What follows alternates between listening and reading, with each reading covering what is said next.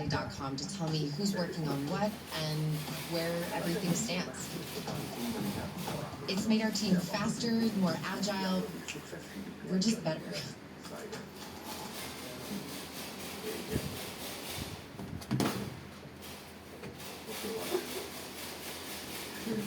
Yang membuat saya tersenang adalah pada saat kita mendengarkan.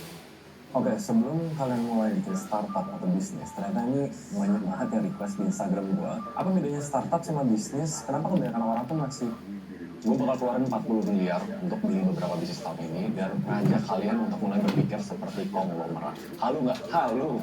Orang gue masih bisnis aja kecil-kecil semut kalau orang lihat gede, yang bener-bener gede yang lihat wah apa sih gitu. Tapi umpamanya we all have a dream. Dan pola pikir konglomerat ini sebenarnya bisa loh dipelajarin pas mulai dari kecil. Dan gue mau ajak kalian buat kayak mulai mikir ngebangun bisnis itu ke arah sana. Nah tapi biasanya kalau gue cari dana dari luar, misalnya 100 miliar untuk beli bisnis ini, satu hal yang biasa gue perhatiin adalah mereka subscribe atau enggak.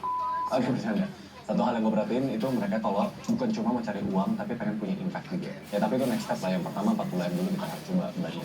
Sebelum gue jelasin kenapa gue lagi belanja bisnis, konglomerat itu apa sih? Konglomerat itu by definition bukan orang kaya. Orang tuh salah pikir konglomerat definisi itu bukan orang yang kaya banget, tapi sebuah perusahaan yang biasanya namanya holding, yang di bawahnya ada perusahaan-perusahaan yang multi industri, bukan cuma khusus F&B, bukan cuma khusus properti. Salah satu jadi konglomerat punya multi industri di bawah satu payung. Baru biasanya konglomerasi itu besar dan multinasional. Jadi itu sebenarnya definisi konglomerasi. Cuma ke arah sana, kita sambil pelajarin konsep namanya jual beli bisnis atau jual beli perusahaan yang biasa dilakuin sama yang namanya private equity. Dan sebenarnya itu yang lagi gue lakuin. Di fase 1 ini memang budget 40 miliar untuk beli sekitar 6-8 bisnis. Nanti kalau misalnya duitnya habis, baru gue fundraise lagi di luar cari impact. Ya. Owen so pernah belum bikin kayak babokeh begitu video? Bokeh. Jadi misalnya Oh dari kamera. Nah, dari Oh dari sini. Oh edit. Itu mau apa sih? Auto detect. Ya kemarin sempat pakai lah. Jadi kita pikir kalau dia ke belakang agak bintik-bintik kasih bokeh juga. Oh. Supaya Mesti ganti background sih itu atau enggak? Kalau apa langsung dari kamera kalau ini boleh. Mesti kasih pisah orang pe orang dengan DP background nanti kurang terang mau tampil ke orang DP background tuh kasih apa? Kasih blur. Oh. Kami coba tes.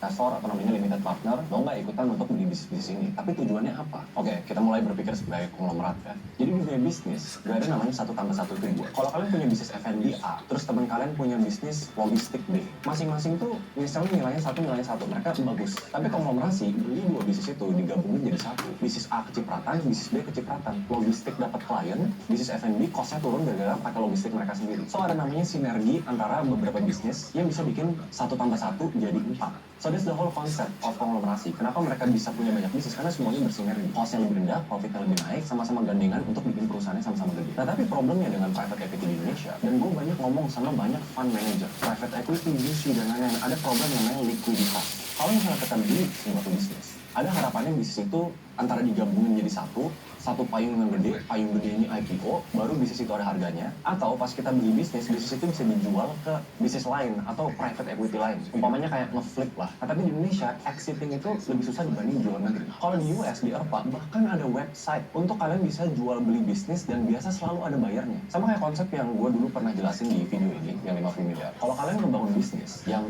let's say profitnya tuh 1 miliar setahun, dan kalian punya 100% bisnis itu, berarti secara nggak langsung kalian tuh nilainya sekitar 5 miliar. Let's say kita pakai EBITDA multiple 5. Itu cara untuk kita menghitung harga bisnis. Berapa profitnya dikali dengan berapa multiplier. Tergantung dari industrinya, tergantung dari perkembangannya, tergantung dari masa depannya. Itu macam-macam banget. Dan kriterianya biasanya emang selalu bisnis yang kelihatan udah mulai stabil. Nggak kayak terlalu naik turun. Yang nggak 1 tahun bisa 1 M, tahu-tahu tahun depannya cuma 200 juta. Semoga lumayan gampang ditangkap ya. Nah balik lagi ke topik kenapa gue mau belanja bisnis. Sevenpreneur dibangun untuk majuin entrepreneur di Indonesia. Kita pengen kalian nih yang nonton, semua yang ikutin Instagramnya, ikutin programnya, gue pengen ujung-ujungnya bukan tentang berapa banyak yang follow kita, tapi berapa banyak yang lahir jadi pebisnis karena join Sevenpreneur. Itu